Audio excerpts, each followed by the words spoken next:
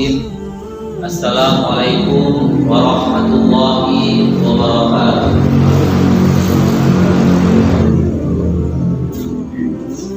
Alhamdulillah alladzi nahmaduhu wa nasta'inuhu wa nastaghfiruh wa na'udzu billahi min shururi anfusina wa min sayyiati a'malina may yahdihillahu fala mudilla lahu wa may yudlil fala hadiya lahu.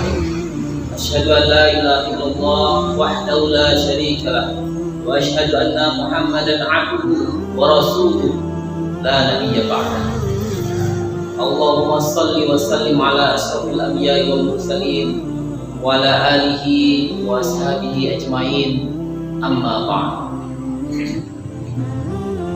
Hadirin jemaah maghrib yang dimuliakan Allah, pertama-tama marilah kita ucapkan puja dan puji syukur kepada Allah SWT, sehingga pada maghrib yang berbahagia ini kita dapat melaksanakan ibadah sholat maghrib di masjid yang kita cintai.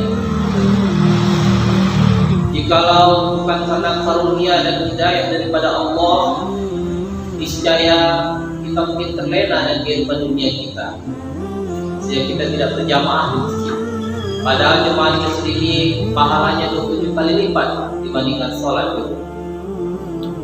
Kemudian sholat beri salam, tidak lupa-lupanya selalu kita haturkan kehadiran junjungan kita Nabi besar Muhammad SAW, yang dengan penuh perjuangan, darah, tenaga, harta, pikiran beliau curahkan untuk menyebarkan ajaran Islam di muka bumi sehingga sampai ke bumi kita Indonesia. Baiklah hadirin jemaah maghrib yang dimuliakan Allah, sesuai dengan pembagian dari pengurus masjid, maka hari ini saya akan membahas tentang fikih ibadah. Fikih ibadah terdiri dari dua kata, fikih dan ibadah. Kita pahami dulu apa itu makna fikih. Fikih itu secara bahasa artinya fahmun daqi, pemahaman yang mendalam. Jadi seorang faqih disebut dia itu faqih kalau dia itu paham secara mendalam tentang agama, terutama tentang hukum-hukum yang terkait dengan agama Islam, maka disebut dengan faqih. Kemudian secara istilahnya fikih itu adalah khitabullah ta'ala al-ta'lim yaf'alil mukallafin. Khitab Allah, perintah Allah yang berkaitan dengan perbuatan mukallaf, perbuatan manusia yang dituntut dia untuk berbuat, iktidaan yang berbentuk tuntutan untuk berbuat atau tuntutan untuk tidak berbuat, atau takhiran atau pilihan untuk berbuat atau pilihan untuk tidak berbuat, awatman atau membuat sesuatu sebab syarat atas segala sesuatu. Jadi fikih ini, dari pengertian ini maka muncullah itu kata-kata hukum. Hukum Islam itu daripada wajib. Wajib itu berarti kita dituntut oleh Allah untuk melakukannya. Haram berarti kita dituntut oleh Allah untuk meninggalkannya. Mubah berarti kita dituntut oleh Allah pilihan antara melakukannya atau tidak melakukan. Nah kemudian sebab syarat, misalnya wudu itu adalah syarat sahnya sholat. Kalau tidak ada wudu maka sholatnya tidak sah. Nah itu namanya wad'an, hukum wad'an. Jadi dalam fikih itu ada hukum taklifi dan ada hukum wad'an. Hukum taklifi itu hukum yang 5 itu wajib, kemudian sunnah, kemudian haram, makruh dan mubah. Nah sedangkan hukum wad'i itu seperti sebab, syarat, mani dan sebagainya. Nah kemudian ibadah. Ibadah itu berasal dari kata abada ya'budu. Abada ya'budu itu artinya menundukkan diri, menghambakan diri, patuh, menghinakan diri. Itu asal katanya dari abada ya'budu. Jadi ibadah. Nah sedangkan secara istilahnya ibadah itu Menurut Syekhul Islam Ibnu Taimiyah, beliau berkata bahwasanya ibadah itu adalah ismun jami'un lima yuhibbullah. Ismun jami', nama atas sesuatu yang mencakupi lima yuhibbullah, pada sesuatu yang disukai oleh Allah, wa yardah, dan diridhoi oleh Allah. Qaulan kana aw fi'lan, baik berupa perkataan maupun berupa perbuatan. Hissiyan kana aw khafiyan, baik itu secara zahir maupun secara batin. Ta'ziman lahu, untuk ta'zim kita membesarkan Allah, nyatakan bahwasanya Allah itu besar dan kita itu kecil di hadapannya. Wa talaban bisawabihi, dan kita meminta pahala dari Allah atas ibadah yang kita lakukan. Dari definisi yang dibuka oleh Syekhul Islam Ibnu Taimiyah ini dapat kita simpulkan bahwasanya yang dimaksud dengan ibadah itu adalah sesuatu perbuatan kita, baik itu perkataan maupun perbuatan. Baik perkataan itu yang zahir, yang tidak nampak, yang di dalam hati, perkataan dalam hati, ataupun perkataan yang nampak, lisan kita, kaul kita yang nampak, maupun perbuatan kita yang tidak nampak oleh manusia, atau perbuatan kita yang nampak oleh manusia, yang mana perkataan dan perbuatan itu yuhibbullah, dicintai oleh Allah, wa yardah, dan diridhoi oleh Allah. Jadi syaratnya suatu itu disebut ibadah adalah dia harus dicintai oleh Allah dan diridhoi oleh Allah. Kemudian kenapa ada ibadah? Karena ta'ziman lah, karena kita mengesahkan Allah, kita memuliakan Allah, kita membesarkan Allah. Wa talaban lisawabihi, dan kita meminta pahala tawaf atas ibadah yang kita lakukan. Nah, sebelum kita masuk lebih dalam lagi, kita bertanya, mengapa kita beribadah? Apa tujuan ibadah kita? Dan banyak pertanyaan-pertanyaan lagi tentang hakikat hidup kita di dunia ini. Mengapa saya ada di dunia ini? Kemudian setelah saya ada di dunia ini, kenapa saya disuruh ibadah? Kemana tujuan akhir daripada hidup ini? Apa sebenarnya dunia ini? Nah, ini sebenarnya pertanyaan-pertanyaan mendasar yang wajib kita tanyakan pada diri kita. Kita ibaratnya kita sekarang itu mencas diri kita. Ibarat kalau HP kan setiap hari kita cas supaya hidup terus. Nah, wirid pengajian ini gunanya yaitu untuk mencas kembali diri kita supaya kita itu ada kesadaran untuk memahami agama kita, kesadaran kita agar kita tidak menyesal nanti di kemudian hari. Jadi kita tanya pada diri kita, kenapa aku ada di dunia ini? Dari mana aku sebenarnya? Apa tugas aku dalam hidup ini? Siapa aku sebenarnya di dunia ini? Dari mana aku? Siapa yang menciptakanku? Kemana aku setelah hidup ini? Nah, itu yang harus kita tanyakan. Nah, mungkin ada beberapa pertanyaan yang bisa dijawab. Saya dari mana kita? Kalau dalam ayat Al-Quran kita berasal dari sperma bertemu dengan ovum, jadi zigot. Kemudian dia menempel di rahim ibu kita. Kemudian lama-kelamaan mudghah, kemudian bergumpal supal daging, kemudian tumbuhlah tulang, kemudian ditiupkan ruh oleh Tuhan pada saat menjadi 3 bulan. Nah, berarti dari sini kita tahu dari mana asal sperma ini. Sperma ini katanya berasal dari saripati. Saripati makanan. Dari mana makanan kita berasal? Makanan berasal dari tumbuhan, dari hewan. Dari mana tumbuhan itu? Tumbuhan itu dari tanah. Nah, berarti jasad kita ini berasal dari tanah. tanah.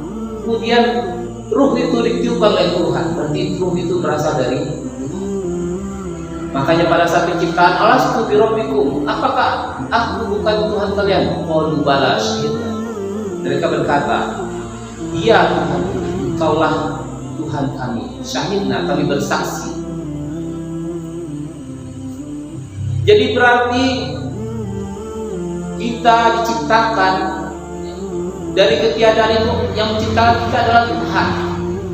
Dengan sebab tadi, dari mana tanah ini bisa menghidupkan tumbuhan? Karena ada air. Jadi air diciptakan untuk tanah, untuk bumi. Kemudian bumi itu disediakan untuk tumbuhan. Tumbuhan itu kita makan, dan tumbuhan itu dimakan oleh binatang ternak yang kita makan. Jadi sebenarnya dunia ini diciptakan buat manusia, tapi kita tidak diciptakan untuk dunia. Itu dua hal yang berbeda. Jadi dunia ini diciptakan oleh Tuhan itu untuk manusia, tetapi manusia itu tidak diciptakan untuk dunia. Jadi berarti dunia ini hanya wasilah saja, hanya sementara saja, hanya kita gunakan. Sebagaimana disebutkan oleh Allah, wa ma khalaqtul jinna wal insa illa liya'budun. Dan tidaklah aku ciptakan jin dan manusia di muka bumi ini illa liya'budun, kecuali hanyalah untuk beribadah kepada. Jadi dunia ini hanya sarana kita untuk beribadah, bukan tujuan akhir kita. Jadi ada orang-orang yang ateis, orang-orang materialis menyatakan apabila kita mati itu sudah habis, sudah akhir, tidak ada lagi kehidupan setelah mati. Itu orang-orang ateis mengatakan. Itu salah besar. Sebab di muka bumi ini ada orang-orang yang zalim, ada orang-orang yang jahat, ada orang-orang yang berbuat buruk. Nah, apa keburukan, kejahatan, kezaliman mereka itu tidak dibalasi nanti? Ada orang yang dizalimi, dia tidak bisa apa-apa karena dia orang kecil, orang lemah. Dia hanya bisa berdoa sama Tuhan, wahai Tuhanku, berilah hidayah pada orang yang menzalimi saya. Paling itu yang bisa dia doakan. Dia tidak bisa membalas orang yang zalim. Nah, oleh sebab itulah adanya akhirat diciptakan oleh Tuhan. Orang zalim yang di dunia tidak dapat balasan, nanti di akhirat dapat pembalasan dari Allah. Orang-orang yang jahat, orang-orang yang curang dan sebagainya, yang tidak sesuai dengan ajaran Islam, Shiratal Mustaqim, jalan yang lurus, yang sudah digariskan oleh Al-Quran, maka nanti di akhirat dia akan mendapatkan balasannya. Jadi dari sini kita tahu asal kita, kemudian berarti kita ada, itu dititipkan dari Allah. Makanya kalau ada seorang meninggal dikatakan inna lillahi wa inna ilaihi raji'un. Sebenarnya kita itu dari Allah dan kita akan kembali kepada Allah. Jadi kita sudah tahu dari mana kita berasal. Makanya di dalam hati kita itu ada setitik noktah, walaupun dia itu ateis, walaupun dia itu mengaku tidak bertuhan, tapi sebenarnya dalam hatinya itu ada noktah menyatakan bahwasanya ada Tuhan yang menciptakan alam ini. Makanya ada sebuah kisah Ja'far Shadiq ditanya, adakah Allah? Kemudian Ja'far Shadiq berkata kepada yang bertanya, kalau kamu berada di tengah lautan di atas sebuah kapal, kemudian datang badai topan menggila, di mana nahkoda tidak bisa apa-apa lagi, sudah pasrah. Pada saat itu, pada siapakah kamu mengharap? Kemudian dia berkata, saya akan mengharap pada yang menciptakan dunia ini, supaya menolong saya dari ombak dan topan yang mengganas. Nah, itulah Allah yang ada di dalam hati. Makanya karena kita meyakini adanya Allah yang menciptakan kita, dan juga adanya tempat kembali kita nanti kepada Allah, maka kita diperintahkan oleh Allah untuk beribadah. Jadi ibadah inilah yang menjembatani antara manusia dengan Allahnya. Vertikal, hubungan vertikal antara manusia dengan Rabb-nya. Kita bisa melupakan keluh kesah kita bisa berdoa meminta kepada Allah di malam hari pada saat salat tahajud. Itu kita bisa tumpahkan kepada Allah. Bahkan dalam surah Al-Fatihah, iyyaka na'budu wa iyyaka nasta'in. Mestinya kalau dalam bahasa Arab fi'il dulu, na'budu iyyaka wa nasta'in iyyaka. Mestinya begitu dalam bahasa Arab. Tetapi di balik ini kata-katanya iyyaka dulu baru na'budu. Mengapa dibalik oleh Tuhan kata-katanya itu? Iyyaka dulu baru nasta'in, baru na'budu. Karena iyyaka ini menyatakan hanya kepadamu. Jadi kalau di awal itu mubtada itu menyatakan sesuatu itu sangat penting. Misalnya kata-kata dilarang merokok dan merokok dilarang berbeda. Kalau dilarang merokok kita langsung tahu oh ini adalah sesuatu yang dilarang. Tapi kalau merokok dilarang itu kita fokus merokok, kita belum tahu apa rokoknya dilarang, dilihat baru dilarang. Jadi kenapa diletakkan iyyaka? Karena untuk meneguhkan kepastian bahwa hanya dan satu-satunya hanya kepada Allah lah kita hanya menyembah, tidak ada yang lain. Baru iyyaka nasta'in. Jadi na'budu dulu, kita sembah Allah dulu, baru kita meminta kepada Allah. Jadi hak Allah kita tunaikan dulu, baru kita minta hak kita kepada Allah. Jadi kewajiban kita kepada Allah kita tunaikan, kita sembah Allah, barulah kita itu bisa meminta tolong kepada Allah.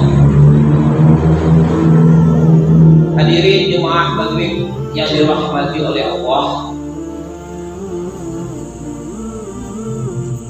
dari iyyaka na'budu wa iyyaka nasta'in ini jelaslah bahwasanya tujuan pokok ibadah itu adalah supaya kita menghadapkan diri kepada Allah, kemudian kita merendahkan diri kepada Allah, kita mendekatkan diri kepada Allah, taqarrub kepada Allah. Sebab kalau kita taqarrub, kita cinta kepada Allah, kita harus membuktikan kecintaan kita itu kepada Allah dengan menjalankan perintahnya dan menjauhi larangan. Jadi level keimanan seseorang itu sesuai dengan level cinta seseorang. Kalau dia semakin cinta kepada Allah, maka keimanannya pun semakin tinggi, maka derajatnya pun semakin tinggi mutaqinya itu. Jadi kita tujuan akhir daripada ibadah muttaqin, jadi orang-orang yang takwa. Nah, kemudian setelah kita muttaqin bagaimana? Maka perilaku kita pun akan menjadi orang-orang yang selalu amar ma'ruf nahi munkar. Perilaku kita akan menjadi orang yang berakhlakul karimah. Sebab sesuai dengan pengertian ibadah tadi, perkataan, perbuatan kita baik yang zahir maupun yang batin itu ibadah. Kalau seandainya perkataan dan perbuatan itu yuhibbullah wa yarda, dicintai oleh Allah dan diridhai oleh Allah. Jadi misalnya di dalam hati kita ada dengki, itu dicintai atau dibenci oleh Allah? Tentu itu dibenci oleh Allah. Karena banyak hadis-hadis Nabi menyatakan tidak boleh dengki, tidak boleh hasad. Karena hasad itu makan kayu bakar, ya, ibarat memakan pahala ibadah kita, ibarat kayu bakar yang dimakan oleh api. Jadi baik itu perbuatan yang zahir maupun perbuatan yang batin, perkataan yang zahir maupun perkataan batin sesuai dengan definisi Ibnu Taimiyah tadi itu adalah ibadah. Jadi oleh sebab itu, hadirin rahimakumullah, ibadah itu sebenarnya tidak terbatas hanya rukun Islam yang 5, hanya sholat, zakat, puasa, puasa, haji dan sebagainya. Dia terbatas itu ibadah dalam arti yang sempit. Kalau menurut Syekh Yusuf Qaradawi, kalau ibadah dalam arti yang luas, setiap perbuatan kita, setiap perkataan kita yang kita niatkan limardatillah, kita niatkan mencari keridhaan Allah, dan perbuatan itu perbuatan yang dibolehkan oleh syariat, bukan yang diharamkan oleh syariat. Kemudian kita niatkan perbuatan kita itu untuk mencapai ridhonya, maka perbuatan itu bisa bernilai ibadah. Seorang suami yang mencari nafkah, yang bekerja sehari-hari keluar rumah, itu bisa bernilai ibadah dengan syarat puasanya, pekerjaan yang lakukan itu harus sesuai dengan syariat Islam. Jadi kalau dia keluar bekerja di bank konvensional, kerja dengan riba, bunga bank yang diharapkan Allah, maka itu tidak bisa bernilai ibadah. Tapi kalau kerjanya sebagai guru, sebagai dosen yang mendidik anak-anaknya, dan itu sesuai dengan syariat Islam, yang diajarkan itu sesuai dengan syariat Islam, bukan hal yang diharamkan oleh Allah, maka pekerjaan itu bisa bernilai ibadah. Seorang pegawai yang di kantornya itu yaitu melakukan hal-hal yang halal, tidak melakukan hal-hal yang haram, dia tidak korupsi, itu lurus sebagai pegawai, tidak curang, tidak menipu, tidak istilahnya itu pungli misalnya, tidak dizalimi orang lain dalam pekerjaannya, itu bisa bernilai ibadah. Kemudian pekerjaan itu disertai dengan niat yang baik. Dia niat dengan pekerjaan saya ini untuk mencukupi nafkah keluarga, itu niat yang baik. Kalau saya tidak bekerja, keluarga saya makan apa? Jadi dia niatkan dia itu bekerja untuk menafkahi keluarga, itu niat yang baik, dan memang itu diperintah oleh Allah. Kemudian dia itu bekerja dengan tekun dan sebaik-baiknya, maka pekerjaannya itu bisa bernilai ibadah. Kemudian dalam bekerja dia konsisten dengan hukum Allah. Kalau ini dilarang oleh Allah, maka tidak dikerjakan. Kalau ini dibolehkan oleh Allah, maka baru dikerjakan. Misalnya suap, ada yang menyuap dia, ini diharamkan oleh Allah. Ar-rasi wal muhtasibu finnar, kata Rasulullah. Orang yang menyuap dan orang yang disuap, keduanya di dalam neraka, maka dia tidak mengambil suap. Maka pekerjaan itu bisa bernilai ibadah. Dia hindari seluruh yang dilarang oleh Allah dan Rasul.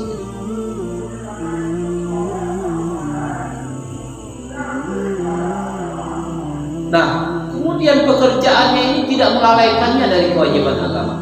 Pada saat datang waktu sholat zuhur, dia sholat zuhur. Datang waktu sholat asar, dia sholat asar. Maka pekerjaannya itu bisa bernilai. Jadi suatu pekerjaan ini bisa bernilai ibadah dengan syarat-syarat tersebut.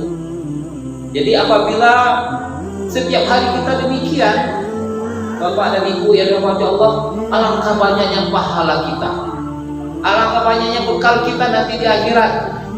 Kita niatkan setiap kita melangkahkan kaki keluar dari rumah, saya niatkan ini pekerjaan saya itu ibadah lillahi ta'ala,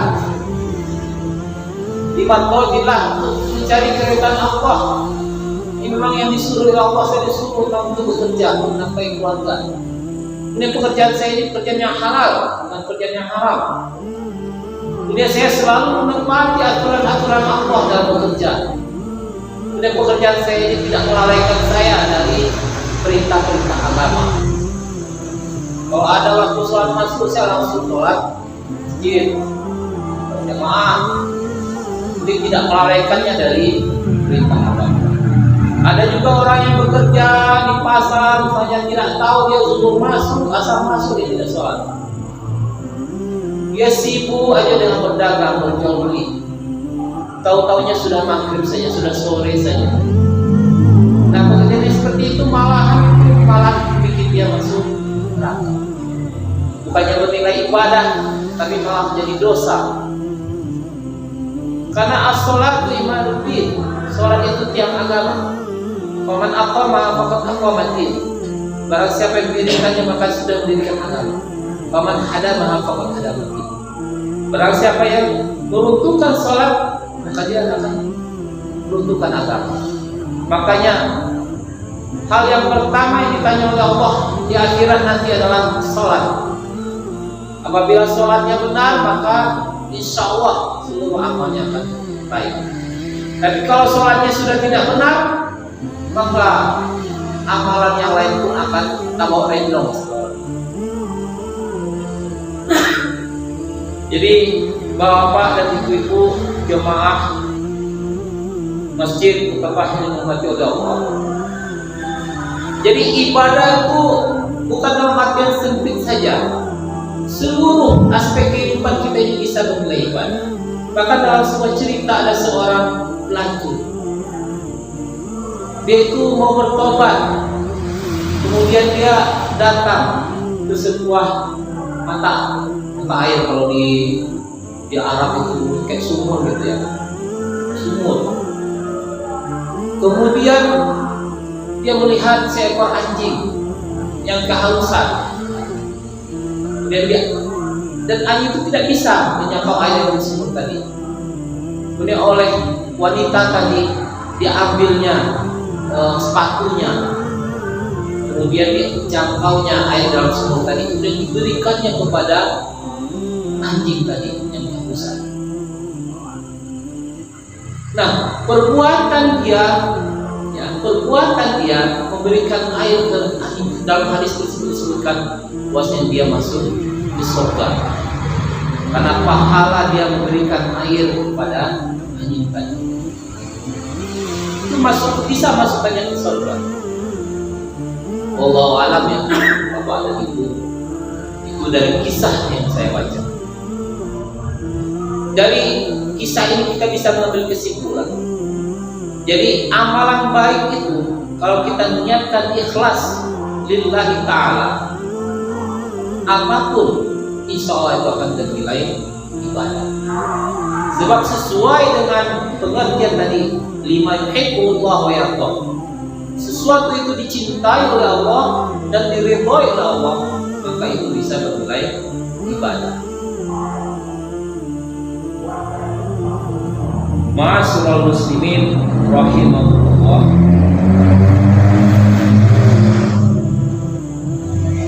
Jadi apa hakikat daripada ibadah yang kita lakukan sehari-hari? Kalau kita baca ya, sering waktu dirikan subuh ya, saya sering baca itu inna sholati wa nusuki wa mahyaya wa mamati lillahi rabbil alamin sambil menyanyi. Dan juga pada tahiyat ya, pada awal kita sholat kan ada bacaan itu juga. Sesungguhnya sholatku, ibadahku, hidupku dan matiku lillahi ta'ala. Jadi seluruh aspek hidup kita ini bisa bernilai ibadah kalau kita niatkan itu lillahi ta'ala dengan syarat-syarat yang saya sebutkan.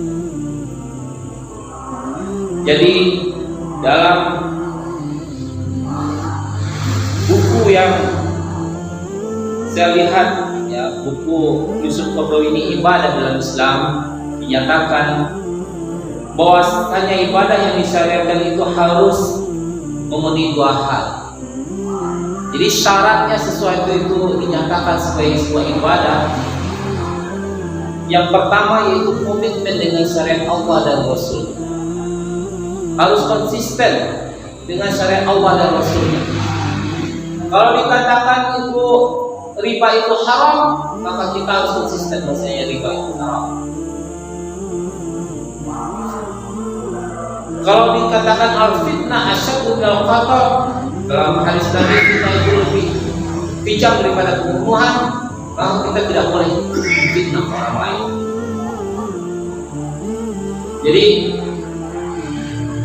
komitmen kita pada syariat Allah dan Rasulnya itu akan membuat sesuatu itu akan dinilai ibadah. Nah, kemudian yang kedua, komitmen tadi harus muncul dari hati yang mencintai kepada Allah. Kenapa saya tidak mau fitnah? Kenapa saya tidak mau dengki? Karena saya takut. Saya takut dengan ancaman dari Allah. Saya takut dengan balasan daripada Allah nanti di akhirat. Kenapa saya tidak mau berbohong? Karena Rasulullah bersabda, Rasul sumul kadzib, bahwasanya pangkal bala daripada dosa-dosa itu adalah berbohong. Pokok dari segala dosa itu adalah berbohong. Maka saya tidak mau berbohong. Saya cinta kepada Allah, saya mau dekat pada Allah, saya tidak mau jauh daripada Allah. Maka saya tidak mau berbohong. Karena kalau saya berbohong, berarti saya melanggar perintahnya, melanggar larangannya. Kalau saya melanggar larangannya, maka saya akan semakin jauh daripada Allah. Nah, itulah apabila seorang muslim dalam kehidupan sehari-harinya sudah menyatakan, sudah sadar, punya kesadaran kolektif umat Islam ini, kesadaran kolektif bahwasanya ibadah itu bukan hanya sholat, bukan hanya rukun Islam yang 5, tetapi seluruh kehidupannya dari sejak pagi, bangun pagi sampai tidur itu bisa menjadi ibadah. Maka insya Allah umat Islam itu akan lurus dalam hidupnya. Kalau seandainya dia berdagang, dia akan berdagang dengan jujur. Dia tidak akan mau mengurangi timbangan. Dia tidak akan mau mencampur antara barang kualitas yang buruk dengan barang kualitas yang baik. Dia tidak akan mau mencampur buah-buahan yang busuk dengan buah-buahan yang baik. Jadi dia pisahkan, dia benar-benar lurus, siratal mustaqim, menjadi orang yang lurus. Nah, kalau itu yang terjadi pada umat Islam, kaum muslimin, maka insya Allah umat Islamnya akan maju sebagaimana yang terjadi pada masa-masa Khalifatul Rasyidin yang menguasai seperempat dunia, pada masa Umayyah, Bani Abbasiyah yang menguasai sepertiga dunia. Insyaallah kita akan berjaya lagi. Sama seperti hadis Nabi an-nazafatu minal iman, kebersihan itu daripada iman. Namun kita lihat sampah bertebaran di mana-mana. Apakah itu perilaku orang yang beriman? Misalnya saya tidak mau membuang sampah karena saya tahu ini kalau buang sampah ini saya berarti tidak beriman. Bukan perilaku orang yang beriman. Kita komitmen dengan adanya hadis Nabi ini, komitmen dengan Allah dan Rasulnya.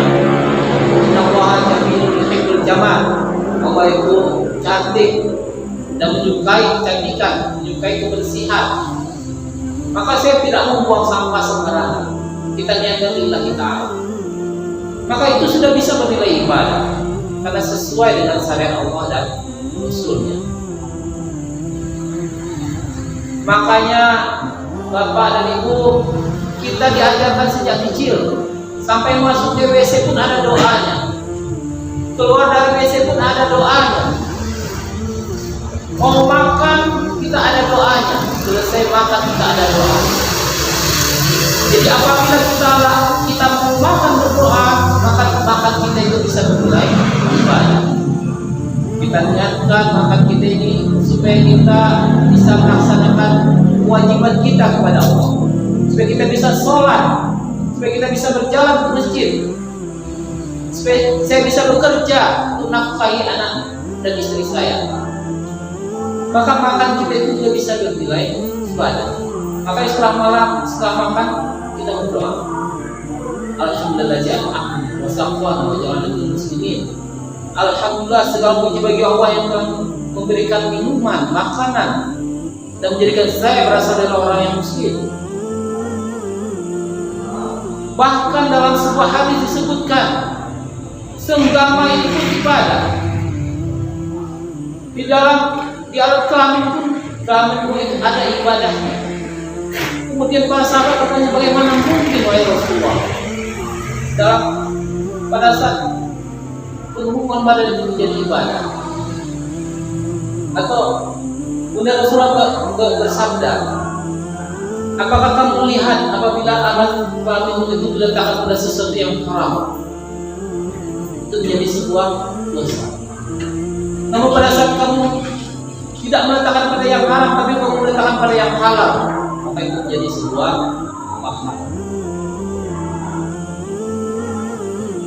Nah, sampai di sana hadis Rasulullah menjelaskan hal-hal yang bernilai ibadah di dalam ajaran Islam.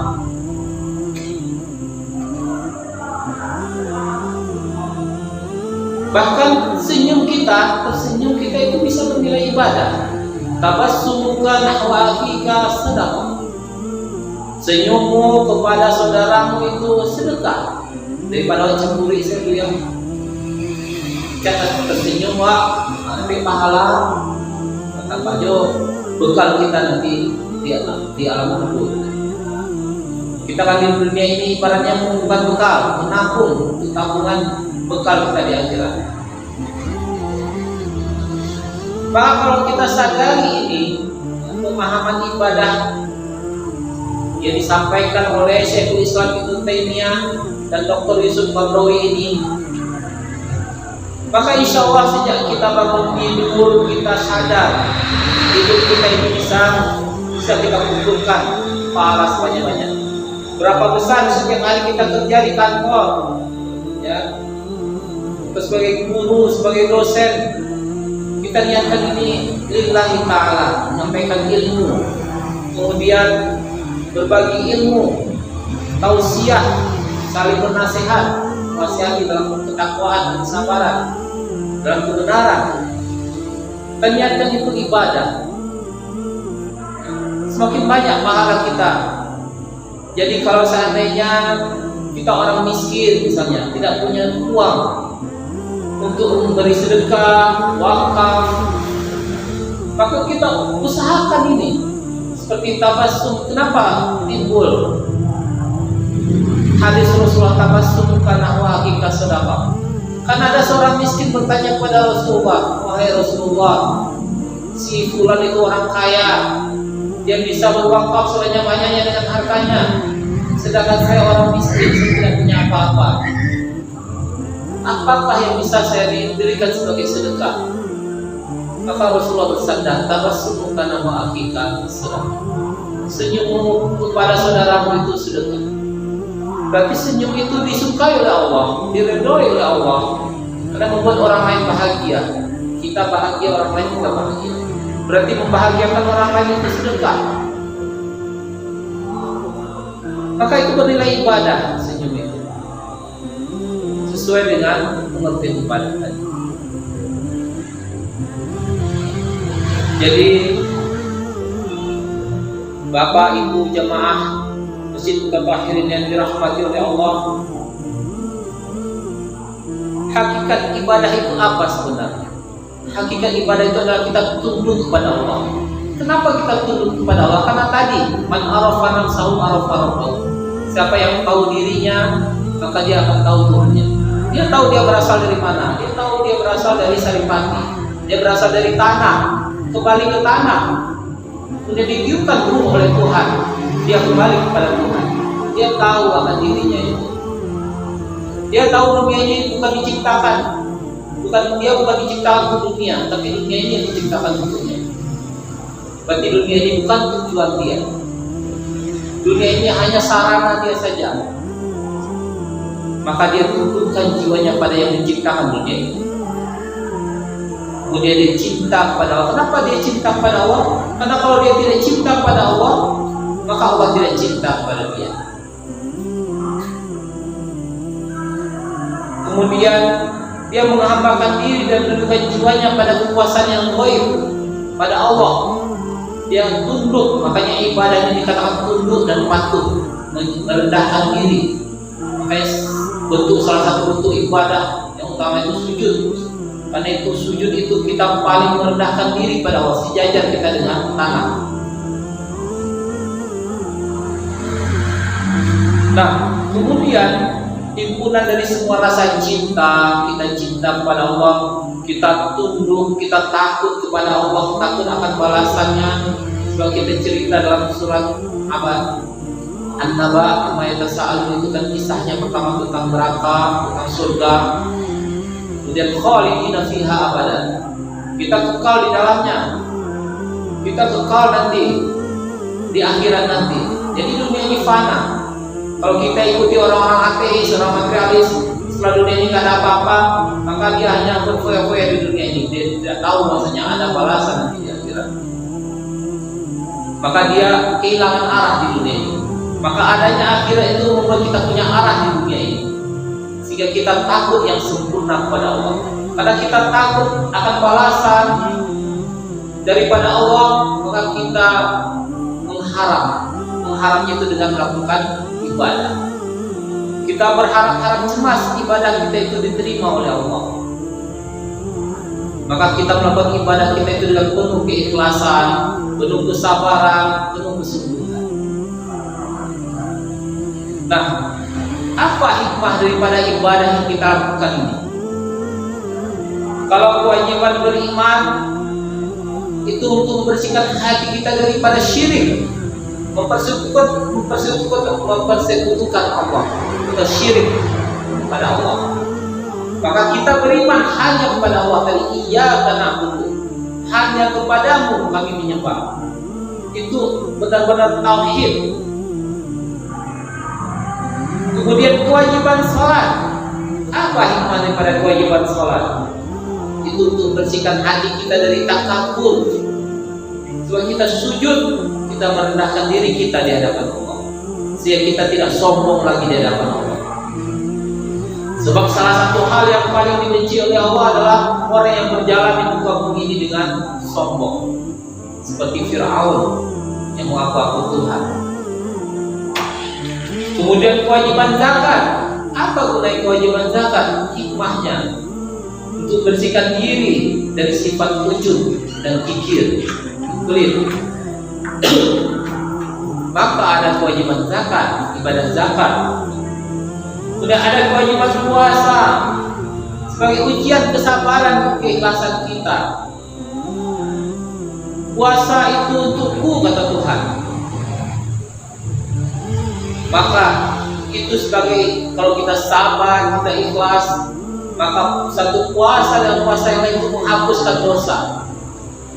Alangkah baiknya Tuhan kalau benar-benar puasa kita sudah yang ikhlas, antara satu puasa dan puasa yang lain, dosa-dosa kecil kita akan dihapuskan, kecuali dosa besar. Demikian juga sholat 5 waktu ini. Dalam sebuah hadis disebutkan, di antara sholat subuh ke sholat zuhur, kalau kita ada melakukan dosa-dosa kecil, insya Allah itu akan diampuni oleh Allah. Kalau kita melakukan sholat dengan ikhlas dan sabar. Antara sholat zuhur dengan sholat isya, kita ikhlas, akan menghapuskan dosa-dosa kecil, kecuali dosa besar tidak dihapuskan. Dosa besar hanya bisa dihapuskan dengan taubat dan nasuha. Nah, itulah hikmah adanya ibadah-ibadah tadi dalam kehidupan kita sebagai seorang muslim. Itulah alasannya kenapa kita beribadah. Jadi ibadah ini sebenarnya maslahat juga bagi kita. Ruh di dalam diri kita ini butuh makanan. Makanannya itu ibadah. Kalau jasad kita itu makanannya itu padi, beras, tumbuhan, daging dan sebagainya, tapi ruh kita itu makanannya adalah ibadah. Karena kita terdiri dari jasad, maka keduanya harus diberi makanan. Kalau dia tidak diberi makanan perut kita, maka perut kita akan kering, tidak akan sehat, akan sakit. Kalau dia sakit, maka dia akan jauh dari Tuhannya, maka dia akan rusak perut itu. Nah, ma'asyiral muslimin rahimakumullah, Bapak Ibu yang dirahmati oleh Allah. Jadi dari ceramah singkat kita ini, karena waktu isya sudah masuk, kita mulai muhasabah dari sekarang, ya. Hasibu anfusakum qabla an tuhasabu, hisablah dirimu sebelum kamu dihisab nanti. Atau sholatlah kamu sebelum kamu disolatkan nanti. Kita hitung-hitung selama ini kita di dunia, selama kita hidup ini, apakah kita sadar bahwasanya ibadah itu bukan hanya sekedar sholat, zakat, puasa dan sebagainya? Apakah kita tidak mau menjadikan seluruh aspek kehidupan kita ini bernilai ibadah? Selama kita menjadi orang yang lurus, maka insya Allah itu bisa dilakukan. Kita dari sejak bangun tidur sampai kita tidur lagi, itu seluruhnya itu bisa bernilai ibadah.